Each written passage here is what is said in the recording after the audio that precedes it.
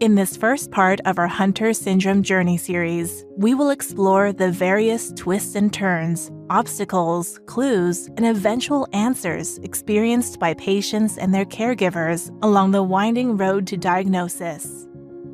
Embarking on the path to a Hunter syndrome diagnosis can seem daunting. As only 1 in 162,000 people are affected, Hunter syndrome is classified as a rare disease. And as with many other rare diseases, there are a number of obstacles that can stand in the way of families reaching a conclusive diagnosis. 40% of patients with a rare disease will be misdiagnosed at least once. A common cause of misdiagnosis is that symptoms of rare disease can be misinterpreted as symptoms of other, much more common conditions. This is often the case in patients with Hunter syndrome, which makes raising awareness of this condition the top priority to help patients and families reach their destinations sooner. By continuing along this path, you will be able to see the different stages many families can face while on their journey to a Hunter syndrome diagnosis. Hunter syndrome is typically not noticeable at birth.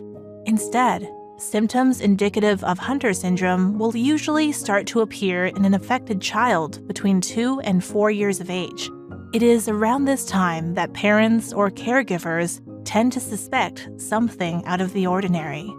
When he was born, he spent some time right away in the NICU because of a collapsed lung. So he was having some distressed pulmonary issues. And he spent some time there, and then they handed us our healthy baby and said, go enjoy the twins. And Sydney was growing a little bit faster and gaining her milestones a little bit earlier. Jackson was showing some signs early on that distressed us a little bit, in that he had a large distended belly. His skin was extremely taut. He was crawling what we'd like to call a commando crawl for quite a while, where his sister started walking. Silas was 1.5 years old when obstructive bronchitis took us to a children's hospital, and there an assistant pediatrician asked us about his big head. The average length of time between symptoms appearing and a patient being diagnosed with Hunter syndrome is at least 3 years.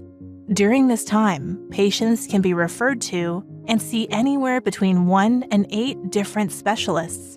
This can be a very stressful time in the lives of caregivers and family members, in which they are constantly searching for and wondering about the cause of their loved one's symptoms.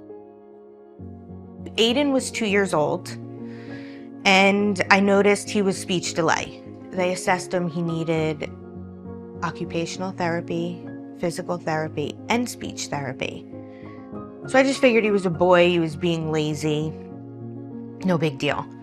So we did that for a year, and then his pediatrician told me that he suggested we see a geneticist.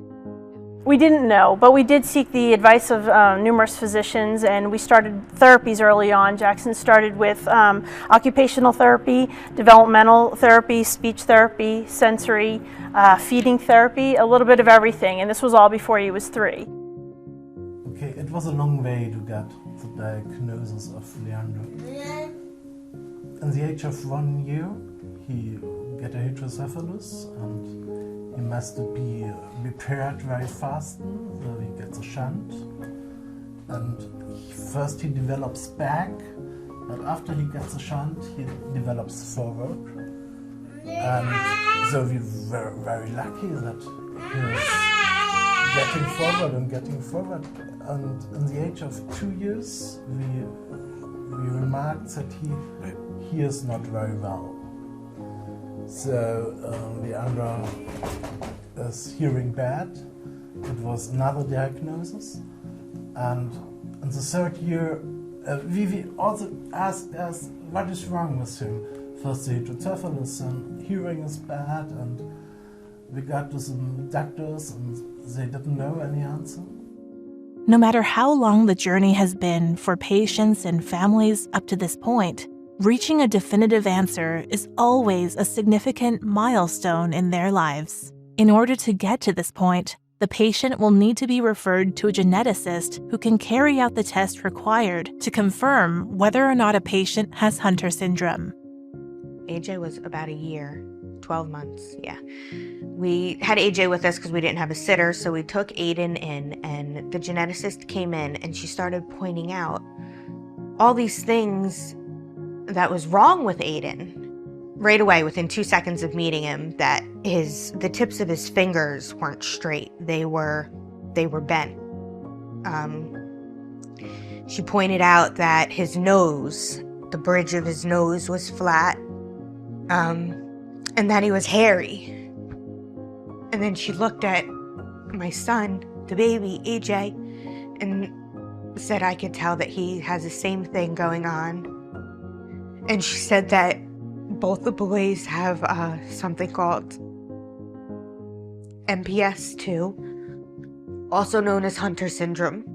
Right after his 3rd birthday, we had gotten a recommendation to see a geneticist, and as we went into the geneticist appointment, she discovered a hernia right away.